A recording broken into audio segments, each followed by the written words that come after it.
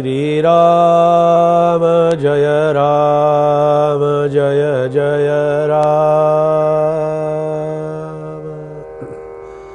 श्रीराम जय राम जय जय राम। श्रीराम जय राम जय जय राम।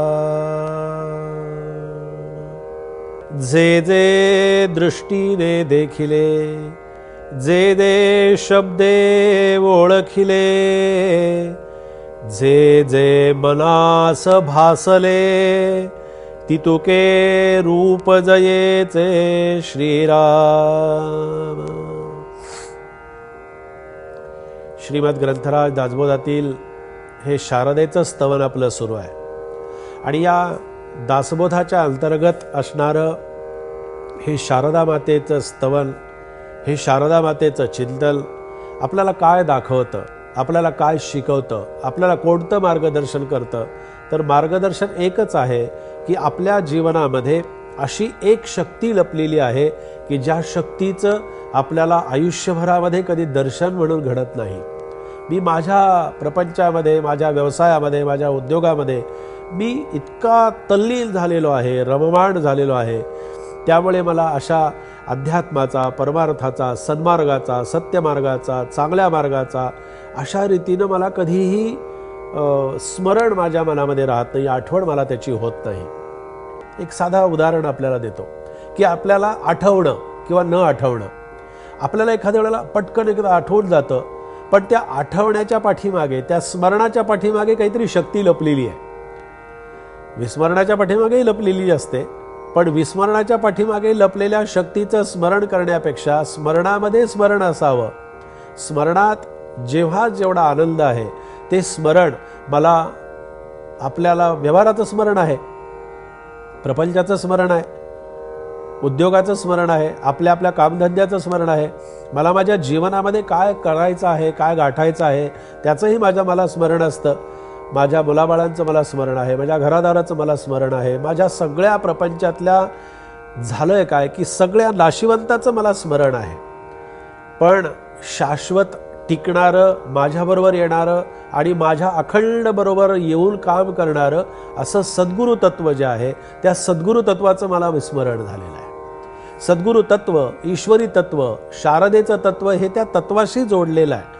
म्हणून इथे असं म्हटलेलं आहे की जे जे दृष्टीने देखिले, किती सोपा विषय करून सांगायचा आणखी पहा समर्थांनी, जे जे मला माझ्या दृष्टीला दिसतंय ते सगळं जे आहे ते सगळं तिचं रूप आहे, ते सगळं तिचं अस्तित्व आहे। जे जे शब्दे ओळखिले, शब्दांशिवाय कळत नाही, शब्दांशिवाय जाणवत नाही। आता हे काय आहे तर हे पुस्तक आहे, हे काय आहे, हा पाण्याचा तांब्या आहे, हा माईक आहे, हा दिवा आहे, हे सगळं मला जे सांगितलं जातं किंवा मला ज्याची आठवण करून दिली जाते, जे जे माझ्या दृष्टीला दिसतं मला ओळखण्यासाठी त्याचा उपयोग केला जातो।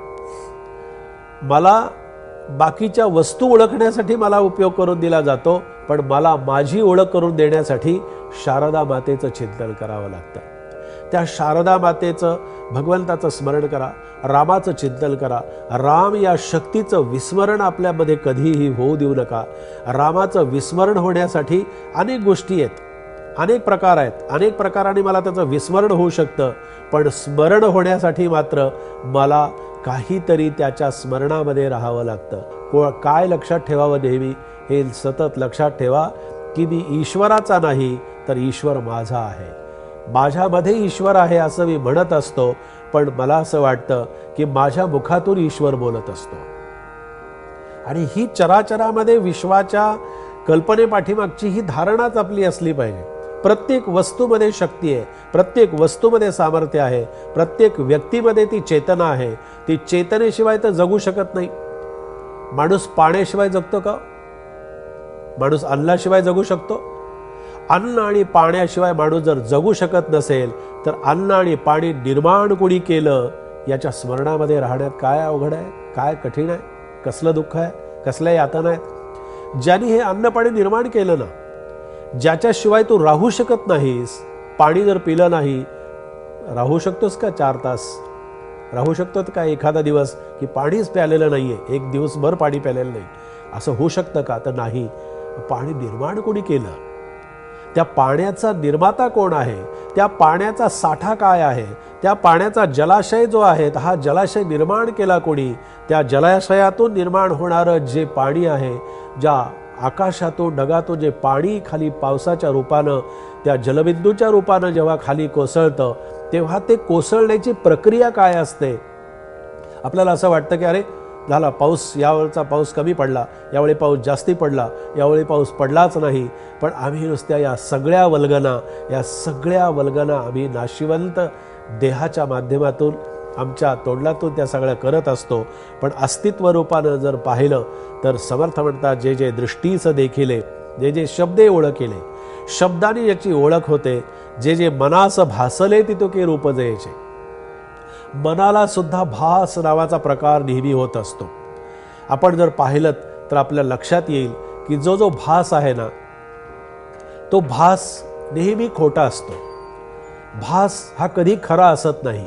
मला भास झाला, पण भास झाला पण तिथे कोण होतं? तिथे कोणी नव्हतं. मला भास झाला असं म्हणणारा सुद्धा मी तिथे राहत नाही. मग भासाच्या आणि आभासाच्या पलीकडे असणारं हे शारदेचं तत्व, ही शारदेची जाणीव, या शारदेचं चिंतन, या शारदेचं स्मरण आपल्याला या पद्धतीनं करता यावं आणि त्याच्या स्मरणामध्ये आणि आनंदामध्ये राहण्याचा प्रयत्न करावा.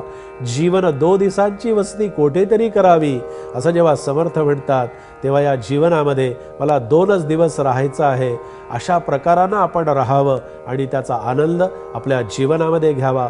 असंच हे समर्थांचं समर्थ चिंतन आज आपण या शारदेच्या चिंतनाच्या माध्यमातून इथे केलेलं आहे. जय जय रघुवीर समर्थ.